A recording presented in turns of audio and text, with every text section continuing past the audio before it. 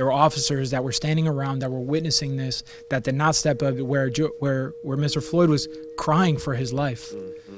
And no one stepped up, not anyone, not a community member, not anyone. And I recognize that I'm sure there was some fear, but the most important thing is when there is injustices happening, that we have to protect each other in the community. And as police officers, we have a responsibility. We have a duty to intervene that we sign and that we take the oath for, and that this is just reaffirming what we've always signed up for.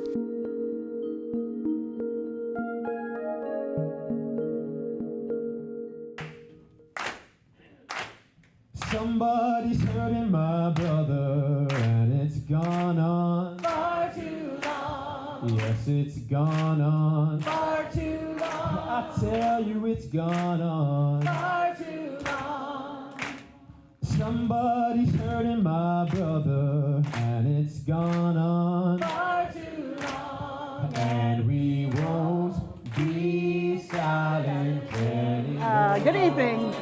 Karen Horan. I am a co-founder of Courageous Conversations Towards Racial Justice and one of the co-planners and organizers for the March and Rally for George Floyd. So back in 2020, when the tragic murder of George Floyd happened in Minneapolis, Milton came together and we organized a standout on the Parkway where 3,000 residents, neighbors, stood side by side to stand up against racism and the atrocities that had happened relative to George Floyd's murder. So it was a spark that really connected people to this movement. A year later, we had the first march, and we marched from Milton into Mattapan to mark the 1-year anniversary. So the 5th anniversary really couldn't go by without paying attention to it and without marking this with another march and rally. And because weather became inclement and a nor'easter visited us today, we turned the march into a rally, so we're indoors. It's no less important. It will be also powerful and a great coming together of community to mark the occasion and to talk about what we still need to do to make sure that justice is enforced. As we look around the room, there are signs of the many black and brown bodies that have been killed by police, which is at a higher level and higher percentage than the demographic of black and brown people in our society. So they truly are dying at a higher rate at the hands of law enforcement. And we can't forget. We can't forget. We must say their names. We must know the stories.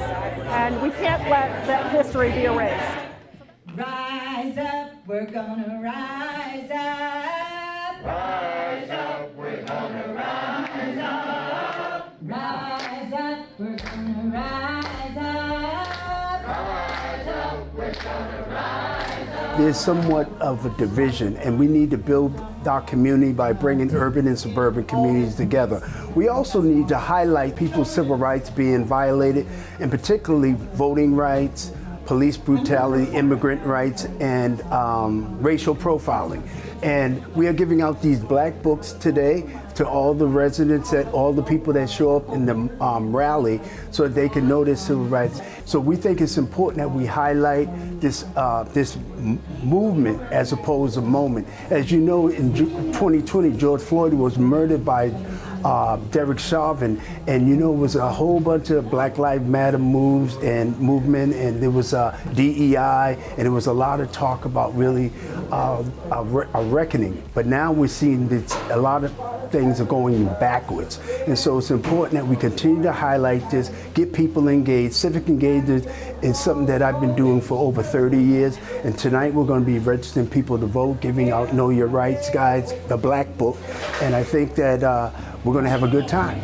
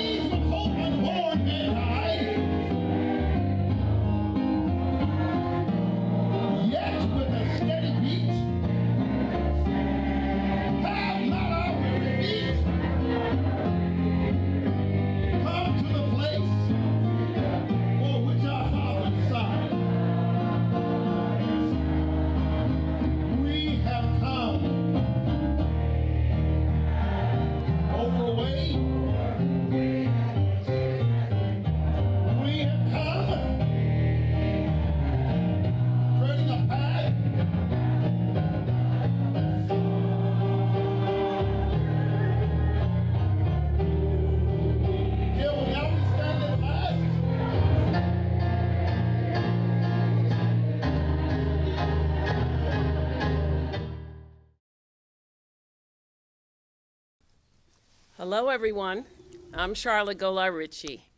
Welcome to today's conversation entitled 5 Years Later, Reflecting on the Legacy of George Floyd. This program is the fourth in a series of one-hour convenings that I've helped to produce in partnership with Mass Inc. and the GBH Forum Network. Our program is supported by the Lowell Institute and Mass Inc.'s Greg Torres Senior Fellows Program. As a senior fellow myself and the lead producer of this program, I am delivering on a shared goal, which is to elevate the voices of people of color on topics that touch the lives of all of us. It shouldn't go unnoticed that in this era, conversations about George Floyd, his murder, and what he represents may not be welcome in every corner of our society. But I'm happy this conversation is welcome here in this Zoom room, as we reflect on our shared humanity and the importance of seeing each other and caring about each other and our respective communities. Along those lines, it's customary at GBH to read a land acknowledgement prior to its programs with the goal of setting a tone of respect and awareness. I will read this acknowledgement now.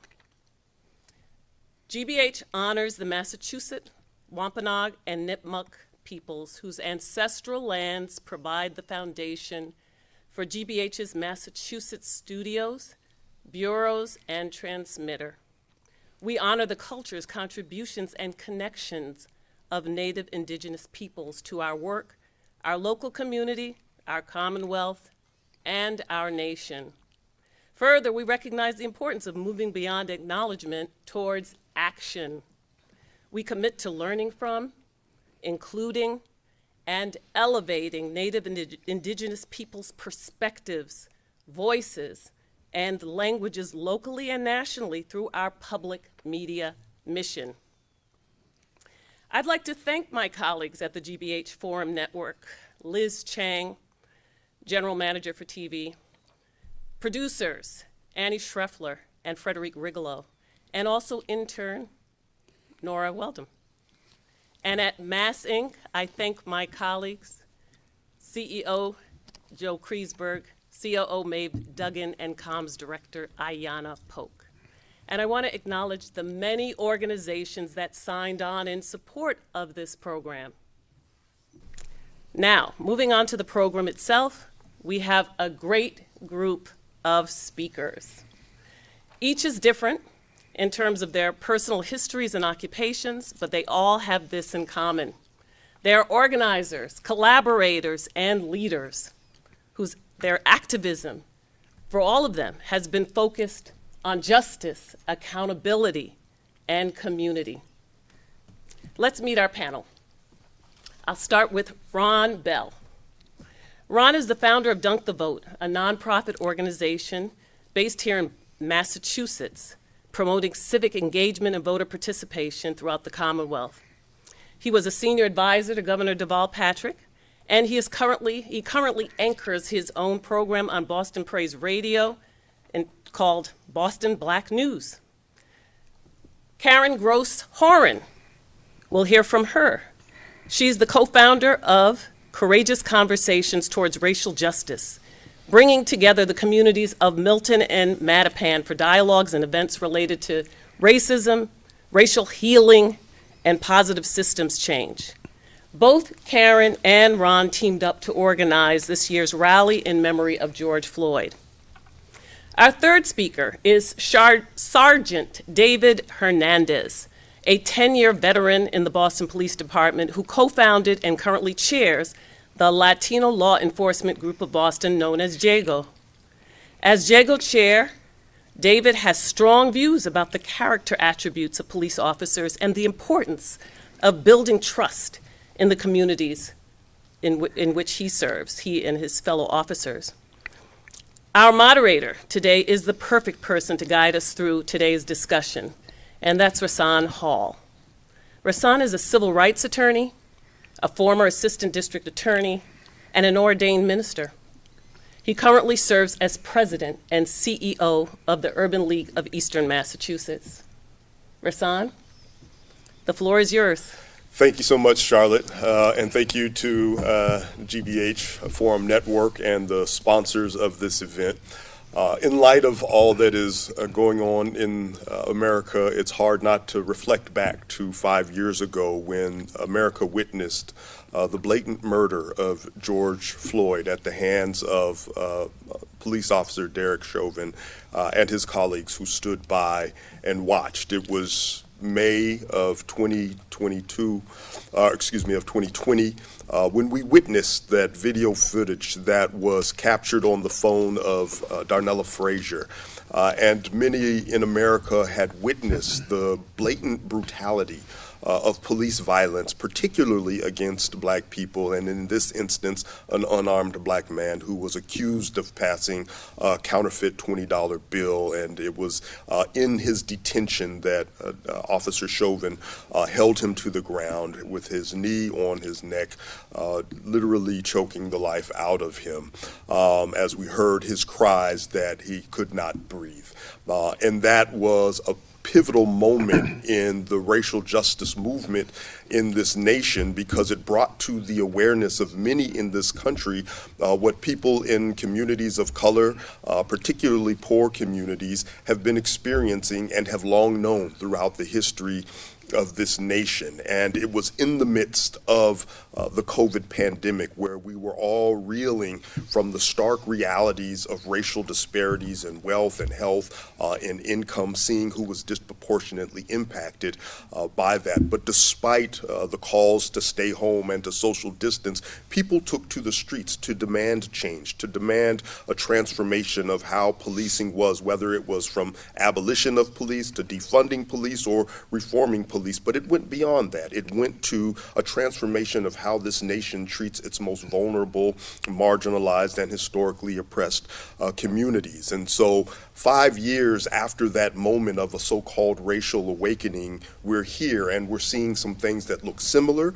We're seeing some progress, but we're also seeing some things that have not changed. And so, Karen, I want to start with you. You've been championing this equity work for many years now. In 2016, I believe, you were engaged in your community long before the murder of George Floyd, engaged in conversations around healing related to racism and racial reconciliation. And so last month, the video that was played at the top of this segment captures the rally that you held with your organization, Courageous Conversations Towards Racial Justice. And so I want to ask you, why did you feel it was important to host a rally these 5 years? What did you feel was necessary, or why did you feel it was still necessary to talk about what happened to George Floyd 5 years later? Thank you, Rasan. Such an important question. Looking back at what happened in 2020, we had, as I mentioned in that video, an amazing standout that the Milton and Mattapan communities came together, and 3,000 people, as the police took kind of a count of the crowd, stood out along a 2-mile stretch of Milton Parkway, and signs of all kinds of outrage. And this was within the week of George Floyd's murder. And it was one of the most powerful community experiences I've ever witnessed. And then the 9-minute and 29-minute kneel next to police and other community members, it was life-changing, and I felt like it changed our community. So as we looked at a year later, reached out to Ron, because we've worked together many times on racial dialogues, and he actually was, we were doing work together when we founded my organization, and we had to do a rally. We had to mark the occasion so that people do not forget the history. And we were the only one in the Boston region that had that first anniversary rally, and that's why the 5th year was so important. The press came out the first year, and I knew that we were the only ones, and we can't forget history. And with focus on erasure and lack of attention on some of these racial justice and important moments, it's important to remember and recall so that we stay ever vigilant in the march towards justice and know that we have not reached destiny, and we probably won't in our lifetimes, but we have to continue to strive and work hard for that. You know, the recognition of that incident, the police killing of an unarmed black man, was a spark. And as I mentioned, and as you talked about a little bit, it was really more, those movements were more than just about police violence in communities of color, but racism and systemic oppression of people of color, specifically black people, but also broadening the lens to include other marginalized groups in this nation. And so what would you say are some of the more important lessons that we should remember when we think about George Floyd, his murder, but also Breonna Taylor, Ahmaud Arbery, and so many others? But not only that, but the conditions in our country that led to the murder of George Floyd, the conditions that would allow a police officer to, in broad daylight, strangle the life out of someone through force. What's important for us to remember? It's all very much rooted in social injustice and social inequities that have existed for centuries in the United States. And though we've made progress through civil rights movements and through some incredible leadership, I feel like we're at a point where we're taking several steps back. You know, the anti-woke movement, the anti-DEI efforts are telling us that what had happened 5 years ago that marked an amazing awakening in our country, and for corporations and organizations to step up and say, we have to do more to work for equity and justice in our community. And to see some of those efforts roll back is just disheartening. It's so troubling, and it makes us aware that we have so much more to do. You know, that as you highlighted, what became so clear, the year of clear vision, 2020 vision, was that economic disparities and systemic racism are widespread. It's economic disparities, it's health disparities, it's social and environmental disparities, and it all highlights that we have a lot more work to do so that systems are transformed and made more equitable and fair for everyone. So it's not just about policing. It's one that, you know, I'm passionate about working towards better relationships and better strategies and better ways forward so that black and brown people don't suffer at the hands of police. And I have to say, we do that pretty well from what I can tell in the Boston region, and maybe that's an opportunity for us to serve as a model for other places in the nation that aren't quite as successful when you look at the statistics and the numbers. Yeah, the numbers are a bit disturbing. They've gone up nationally, although Massachusetts, I think there's been a 75% decrease in police killing of people.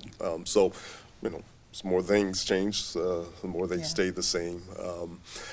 You talked about us being a model and an example, and someone who has been a model and example is Ron Bell. And so, Ron, you've been involved in civic engagement work for quite some time. We're not going to say how long, but it's been a while. And so when you think about, you know, founding of Dunk the Vote, or you think about your role and work in the Patrick administration, so many things that you've done across the spectrum of civil rights advocacy and engagement and advocacy on behalf of the community. What motivated you to get involved in organizing last month's rally? Right. First of all, thank you, Hassan. I started Dunk the Vote in 1992 in response to the Charles Stewart murder, which when a white woman was killed by a black man, allegedly killed by a black man, and it ended up in her being her own husband. It was an all-out hunt for every black man. People were being strip searched right in front of the center where I was the executive director, the young director, 26 years old. So you can figure out the numbers. And it made me so angry. it made me angry, and I felt real helpless. And I said, what is a way that we can recruit black men to get registered to vote? Because I was working for the city, but I also answered to a nonprofit board. And of course, I always leaned towards my board, which was the community. And the best way I realized during that time was to use the sport of basketball to increase voter participation. So we had a 3-day tournament. We invited nonprofits, community-based organizations, hospitals were doing blood pressure checks. We even had voting machines showing people how to vote. Sometimes we take for granted that people know how to vote. I remember when I was a young person going into the voting machine, you know, the Fred Flintstone ones, you open up the curtain. I didn't even know if I voted or not. And, you know, then you have older people, God bless our seniors, but 15 hours is a long day. So after 3 days, during the basketball tournament, we registered over 1,500 people. 33 years later, we've registered over 100,000 throughout the Commonwealth. And one of the things I've realized is that relationships are so important. We've even built relationships with the police department. Back then, they had community policing, PAL. Now, I don't know if they still have it or not, but we really tried to bring the community together. So that anger turned into doing something. People say anger is a bad thing. It's bad if you stay in the anger, but you use the anger to do something positive. And that's what we did. And it's been a ride. We went from basketball tournaments to now teaching and coaching other nonprofit leaders and young people, because I think that's so important in our community. Mm-hmm. And if you could just bring that forward a little bit to how did that got you involved in helping support or organize the rally last month? Yeah, back in 1997, I was a Milton resident, and I noticed there was a lot of racial problems. In 1992, Milton had the highest traffic stops in the Commonwealth of Massachusetts. I remember driving when police would follow us, me, my son, and my wife, and it was a horrible experience. I would look out my window, police would be flashing lights, and it always was a black person. So I said, we need to build relationship between black and blue, and also we need to build relationship between black and whites. So what we started to do was hold Milton dialogues in the community, where we brought people together. And then with the last administration, the first administration, we had people talking about their life experiences, the experience with police and so forth. So that led to me working with Karen and a couple of the Miltonites to start this rally, and we noticed that it was so important to do the 5th year because the memory's still there. 1992, when I started Dunk the Vote, it was the Rodney King verdict, right? You look at the images now that are in the media, it's still going on. So when you ask, have we improved in the last 5 years, or are we going backwards? And from what I've seen, we're going backwards. So to that point, I think there are a couple of slides that we want to go through and look at some of the conditions that we're facing. So Ron, I don't know if you want to talk through some of the slides that are before us. According to the CDC, BJS, context between police and the public in 2015, 1 million American civilians experienced police threat of or use of force each year. And police are twice as likely to use force against Black and Latino people. According to the Annenberg Public Policy Center, only 1 in 10 Americans is aware of their First Amendment right to petition the government for redress of grievances. Fewer than 1 in 3 can name a majority of their 5 First Amendment rights. Now, if you look at Massachusetts, racial disparity in policing, according to the Black and Latino individuals are disproportionately stopped, searched, and arrested, according to a 2020 report by the Massachusetts Legislative Black and Latino Caucus. Excessive force complaints. According to Police Scorecard, which tracks police data nationwide, Massachusetts had 2,552 civilian complaints of police misconduct between 2016 and 2021, with only 17% of those complaints being ruled in favor of civilians. So with them statistics, we developed the Black Book. And in the Black Books, civil rights are normally violated by government officials, which they are. and they get unreported. So we have a section in here where we talk about civil rights, voting rights, police brutality, immigrant rights, and racial profiling. And it's all laid out with contact information. If you're interested in getting a black book, you can go to our website, dunkthevoteforever.org. You can purchase bundles. You can purchase, because we didn't realize it was going to get this popular. I mean, we're getting calls from all over the country to get black books. And so, you know, I've looked at the Black Book, and as a civil rights attorney and a former assistant district attorney, I've witnessed firsthand how people's rights have been violated, and have done trainings on why people, or how people should know their rights, what the things that they can do. So information like that is critically important, and so thank you for your work for developing that. You know, we're going to have to talk about whether or not the Urban League can get the discount on the bulk order, because we want to make sure people in our community have That's right. that information. Sergeant Hernandez, I'd like to move to you now. You have a very poignant personal story that brings you into this conversation about growing up in Jamaica Plain. And so can you share your story with us? Yeah, absolutely. First off, thank you so much for having me today. I'm excited to have this conversation. As difficult as it is, I think it's important to have this conversation. I think both of you, all of you have talked about it a little bit, how important it is to build this relationship with the community, have these difficult conversations, because I truly believe that that's the only way that we can grow, when police and community are working together. And more importantly than working together, having these difficult conversations, right? It's the only way that we can move forward and pass all the trauma and issues that we've had as Black and brown community members, more towards Black community members than anything.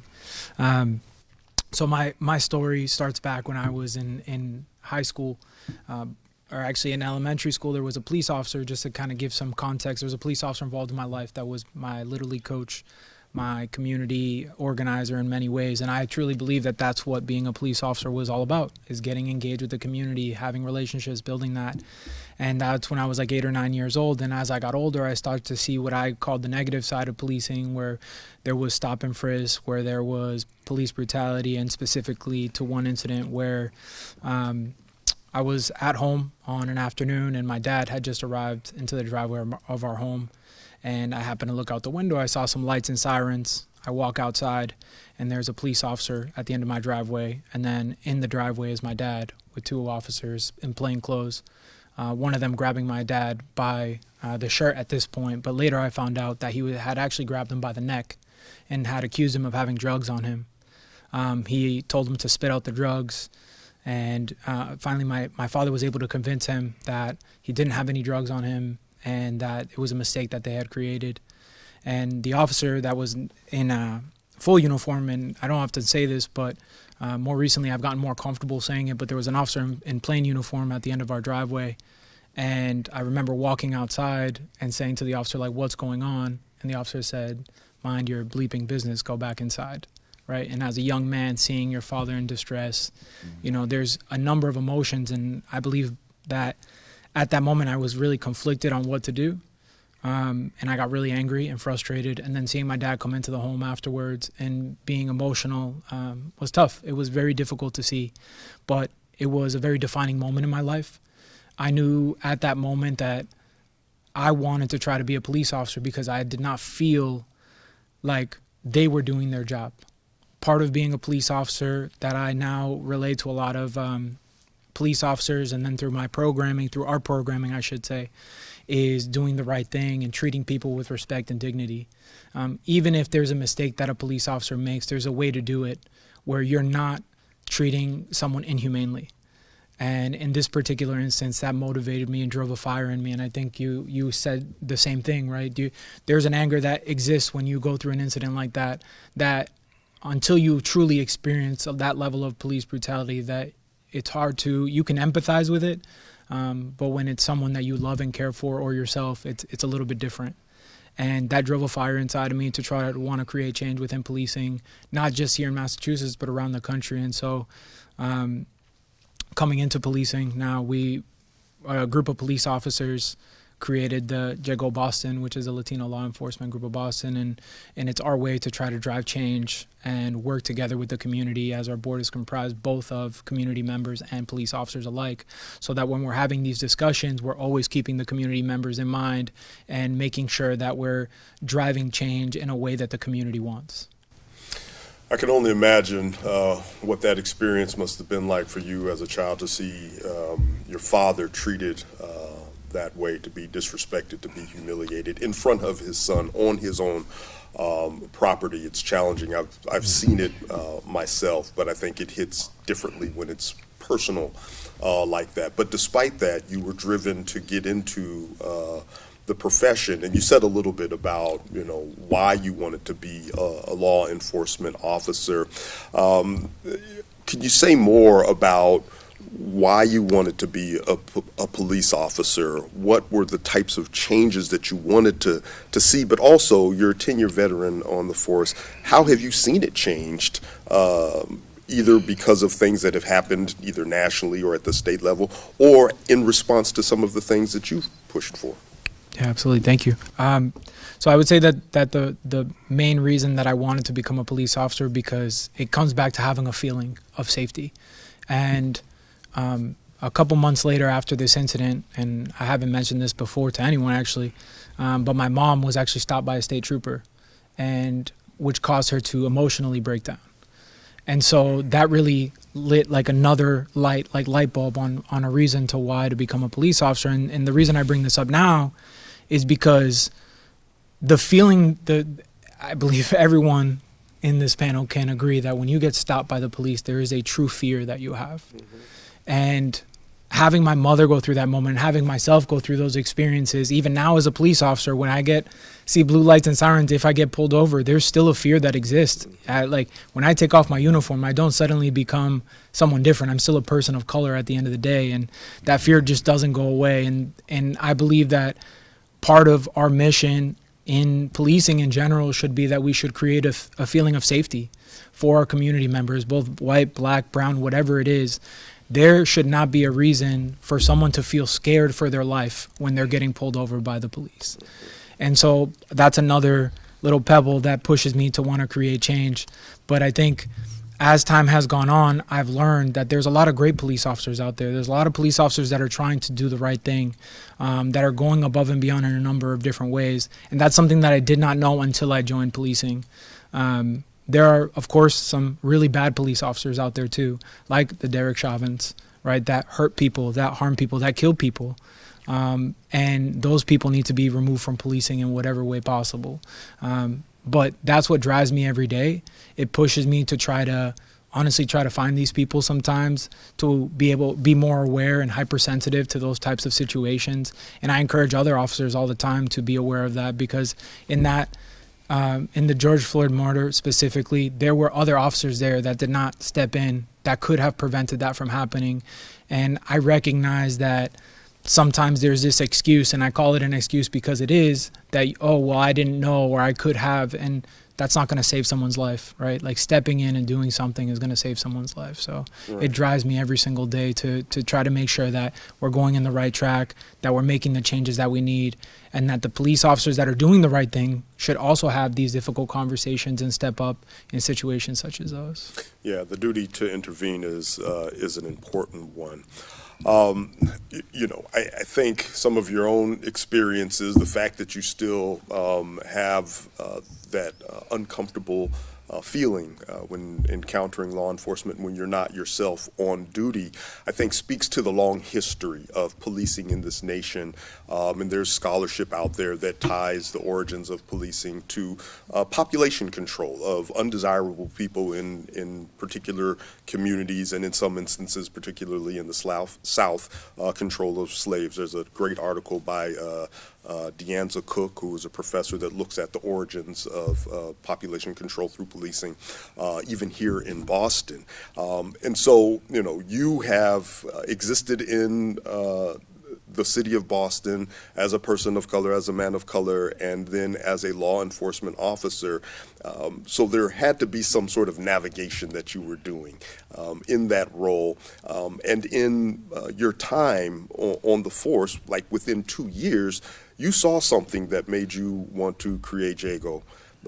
So say a little something about what it was that led you to that, and then I know that there is a pledge that you created that is a part of what was motivating you and the transformation that you'd like to see on the force, particularly as a person of color who is in a department that is disproportionately engaged with people of color or communities of color.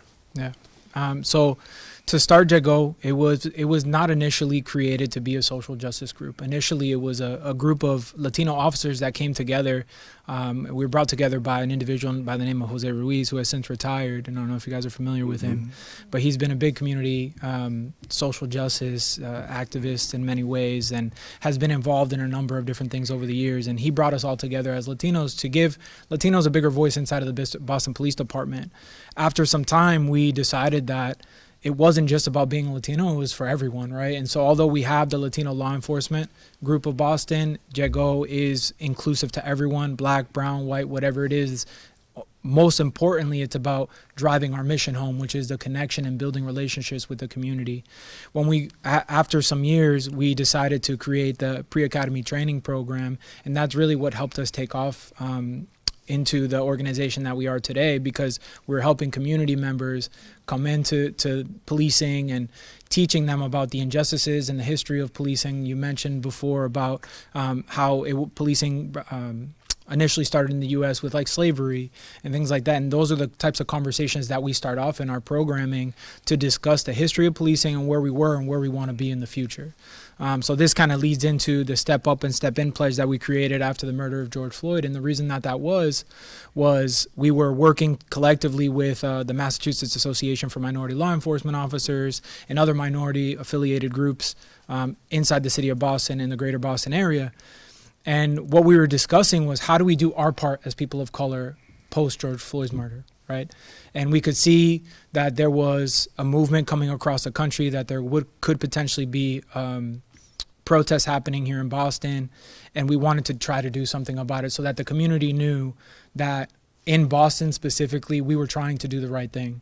That this did happen in Minneapolis, but that in Boston we were trying our best. And so this pledge came as a result of that, and it's just reaffirming what our oath is as a police officer, that when we see injustices occur across the state, across the city, that we're going to step up and step in and prevent the situation from happening like it did with George Floyd in Minneapolis, right? There were officers that were standing around, that were witnessing this, that did not step up, where Mr. Floyd was crying for his life.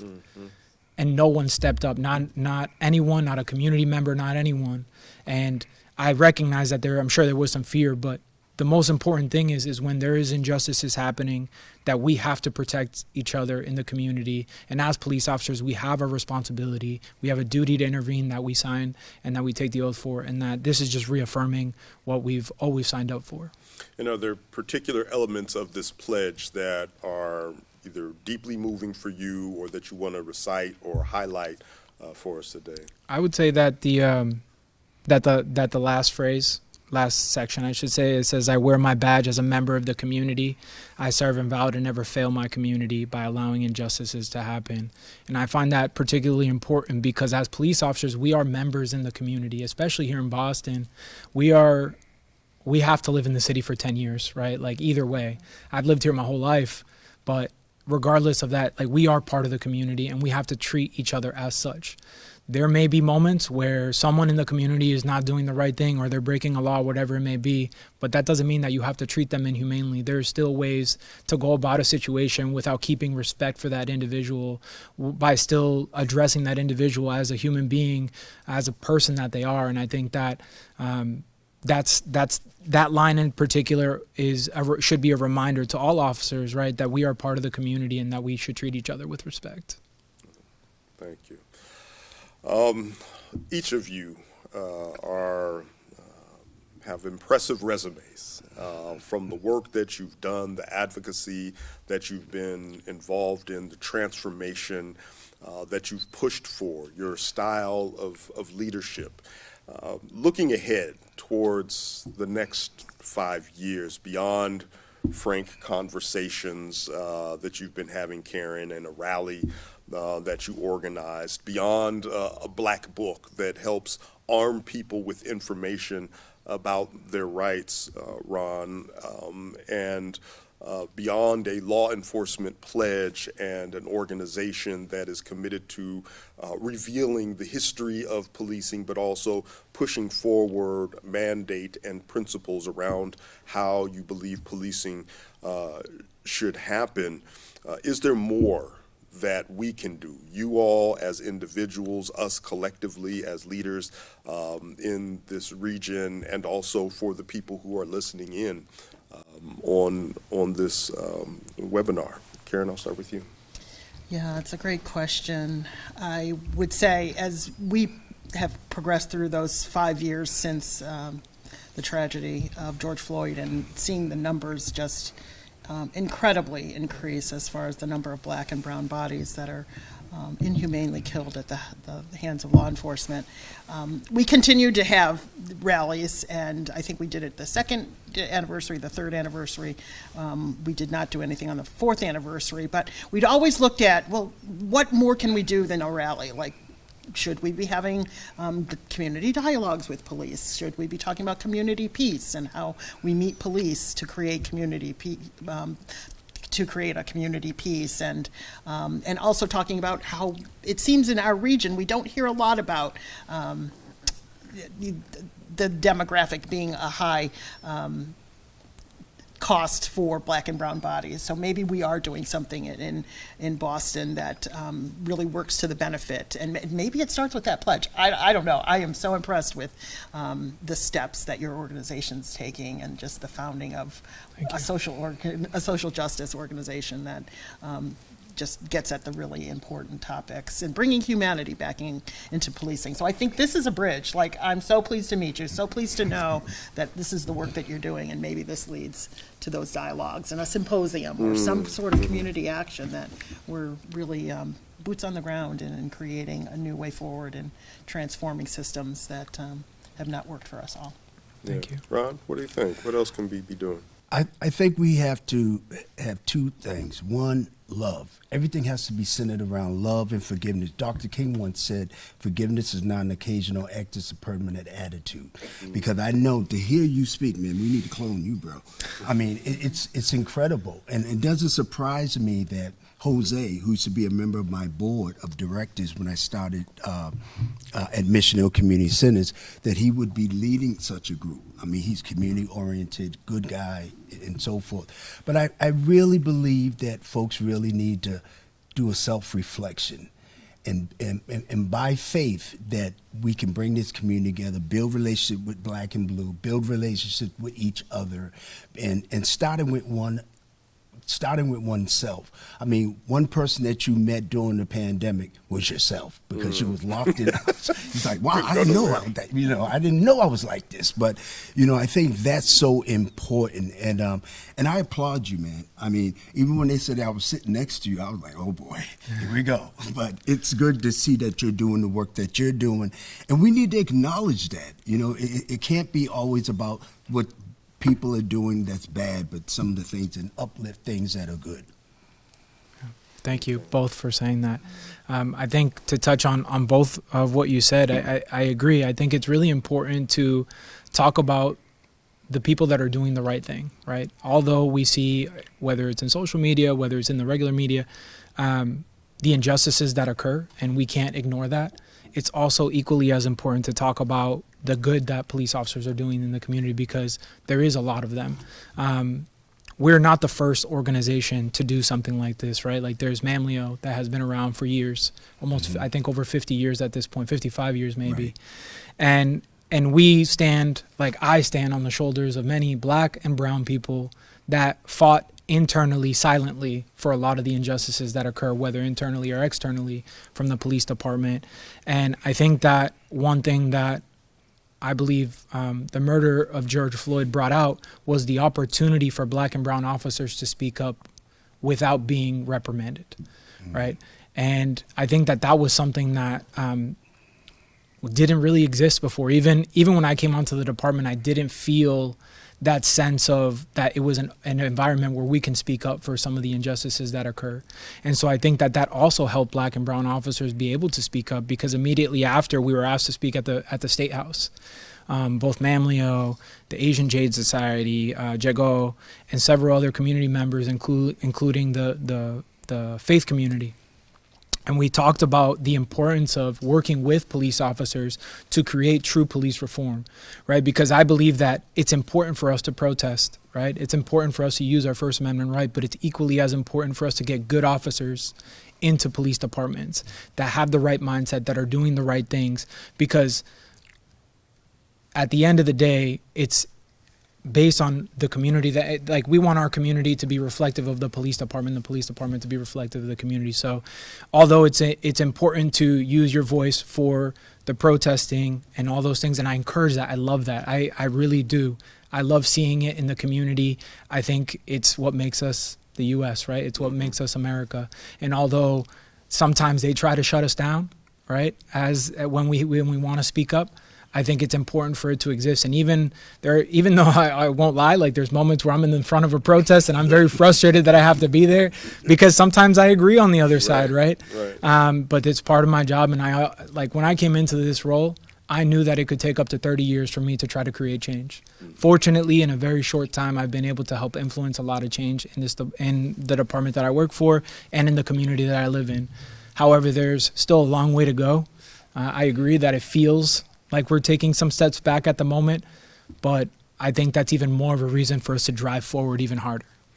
So picking up on that thread of some of the change that you've been able to be a part of, and having an appreciation for the varying views and perspectives in the community, Jago has been responsible for the recruitment of more people of color into the department, but also some pre-training. And so I think we've got a video clip that I guess is a teaser or a trailer for recruitment purposes. So, you know, as someone who has gone head to head with law enforcement on a variety of issues, I'm certainly not promoting it, but I do think it highlights some of the very things that you're talking about. So if we could go to that video.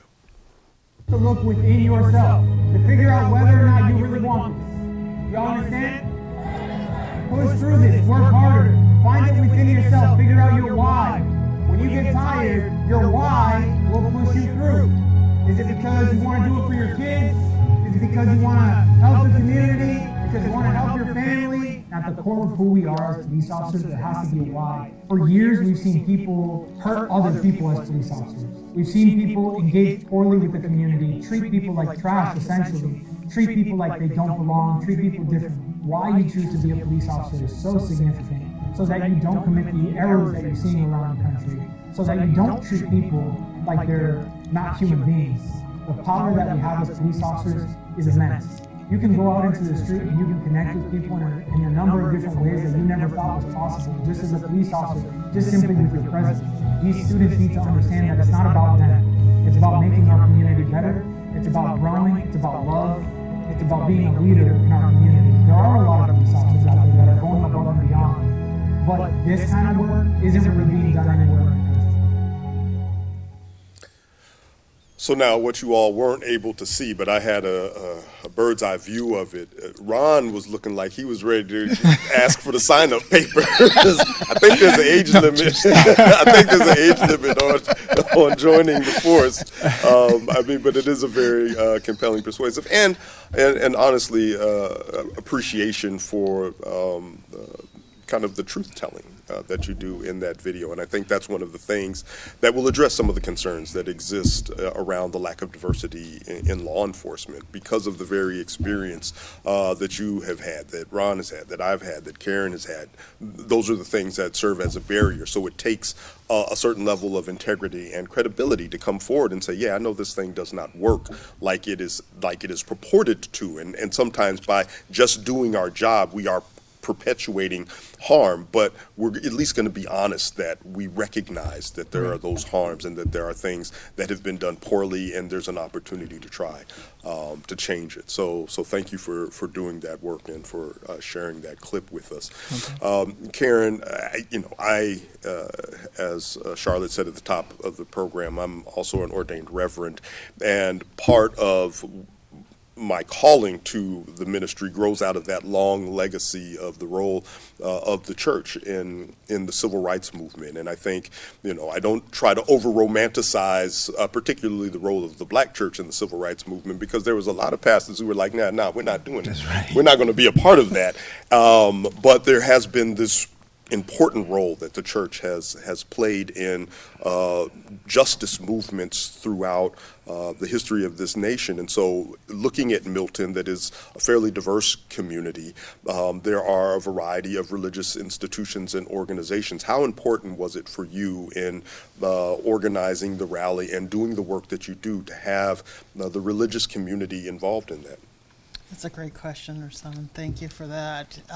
Because the clergy within Milton and Mattapan were really key in us getting legs with our organization, and the co-founder was my rector at the time through the Episcopal Church. So we were deeply rooted in the religious community, though we were very, secular in the way that we had our conversations and all, because we didn't want that to be an intimidating factor, that people that didn't have a spiritual rooting or connection didn't feel excluded from what we were creating. But it was such an imperative, and the rector that at the church that I was at in Milton, prior to the current and very young rector, was a pillar in the civil rights movement, and he was one of the white pastors from Boston in New England that went down and met with Martin Luther King, and some of the stories he told just gave me chills, and he was truly an inspiration in rooting me in a lot of the work that I was doing as an organizer and an advocate. So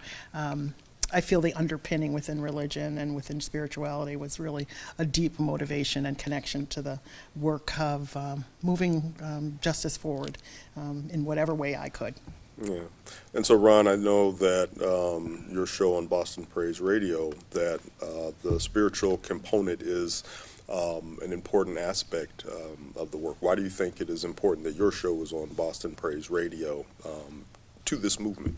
Yeah, first of all, I'm also a member of the clergy. Mm-hmm. So this is my ministry to serve, to serve the people of God, right? And we had the rally at a church with black members.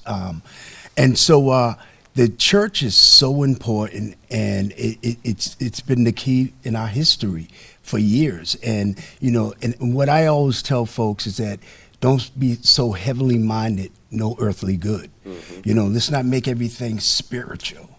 Because it's so important that we include folks. Even at the rally, we had a rabbi, we had, preachers. One of our keynote speakers was Bishop Dickerson. Mm-hmm. And so I think the church is a good place to start any type of movement, because that's been our history.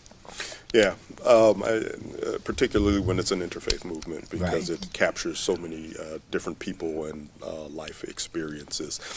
So we've got about 8 minutes left. I want to turn to some of the audience questions that have come in either before our filming or coming in live now. And so to this notion of just kind of not sitting around and not being so heavenly minded but no earthly good, rallies, marches, protests are important, but what are some, if each of you could give like one or two very practical, concrete things that the people who are watching this webinar could walk away with?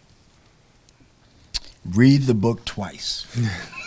Get your black book, dunkthevoteforever.org. Read it twice so it can get in your spirit, and share it with somebody else. You can get it for free on our website. That's the two things I ask for people. And spread the word, and don't give up. I'll say, because I'll let you finish up, David. Silence is not an option. Complacency is not the way to be in this space. If you're moved by the justice efforts that are taking place, find a way to be involved, find a way to sound your voice and to be heard. It's frightening, the times that we're in, and now is not the time to step back and let fear rule your motivations and your ways to make a difference in the world. Yeah, thank you. I would say that there's two messages. One is, if there's any officers watching, don't be afraid to have a conversation. That's number one. And number two, for the community, don't be afraid to have a conversation. I think it's really important that there's dialogue that's happening consistently. I think part of the reason that we're where we're at today in America is because there is a lack of communication. Whether it's from the police department, whether it's from the community, whatever, there is a separation that still exists. And I think that the only way to bridge that barrier, bridge that barrier is to have a conversation, to have the difficult talks, for policing and the people that wear the uniform to understand that we as police officers wear this uniform that has its own burden, right? And that it has its own history, and that it is not a personal attack on you as an individual for the officers, right? It's the uniform that you wear and what it represents, and that they should be open to change, because that's the only way that we can move forward. So I believe that through conversations and mutual respect, we can grow and build, and with love, I believe that we can move forward. Okay, thank you. Another audience question: how can we combat the police brutality involved in all the recent ICE raids and arrests? Can you repeat the question one more time? I just want to make sure I answer correctly. Sure. How can we combat the police brutality involved in all of the recent ICE raids and arrests? That's a really difficult question, and the only reason I say it's difficult because every situation is slightly different from whatever may have happened at that specific incident. I think the only thing that can be done at this moment, unfortunately, is to get as much information as you can when you're in those instances, and try your best not to increase the volatility of the situation. My suggestion would be to try your best to stay silent. Know your rights, right? The little black book, and know what you can and cannot do in those instances. Yeah, I would also say record the police. The more data that is available on what happens, the better. And I think it is important for communities to continue to resist. I think this, the militarized force, whether it's through the police or through the National Guard, is an intimidation tactic in response to people speaking against injustice, and that's the point, is to intimidate people into fear. I do think there is a role for civil disobedience. It is important. It is a way to have a redress of grievances. I think there is a role for people to play in peaceful demonstrations. I also recognize the role of provocateurs. That is not for everyone. I don't encourage that, but I also understand it. And so to the extent that those things happen, it is all the more important for people to document what is happening and share that with civil society organizations like the Urban League, like the NAACP, like the ACLU, so that there can be some sort of redress. Another question from the audience is, how do we grapple with the huge steps forward in DEI, or diversity, equity, inclusion, in light of the current administration's attacks on it? Can I speak to that? Yes, you may. DEI. Yes, being a consultant in the work of diversity, equity, inclusion, and belonging, it's kind of stark how much work has disappeared. And I am abiding by so many of the interesting things that are pointed out on social media, as far as those companies that are backing away from DEI and those that are standing by it. And I have walked away from companies and businesses that have walked away from DEI. And, that's another form of protest, is where we economically can have impact. So pay attention to those things. I haven't been to Target and probably won't be for another many years, and that used to be a staple as far as things that and it's not to single any one out, but I'm doing that on a widespread concerted effort. So, but don't back away from it. It's important work, and if we don't pay attention to it, if we don't continue to seed it within our organizations, we're taking many steps back as far as the march towards equity and fairness and inclusion within our organizations. So be brave, have courage, and do what feels right for your organization, but don't step away. It's too important. That is so important. And I think that is the word for us, is to be brave, whether it's in regards to policing, whether it's in regards to racial injustice that we're seeing, or if it's in regards to police brutality and misconduct, for us to be brave. So thank you all for this engaging conversation, and now I will turn it back over to Charlotte.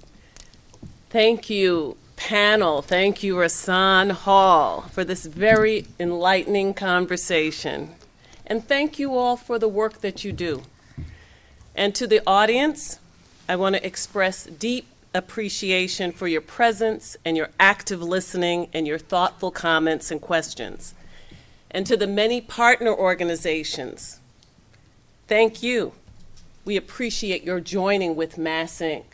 and the GBH Forum Network in lending your name in support of this program. Thank you for your leadership during these challenging times. We will sign off here. We sign off with gratitude, and we look forward to continuing this conversation. Everyone, enjoy your day.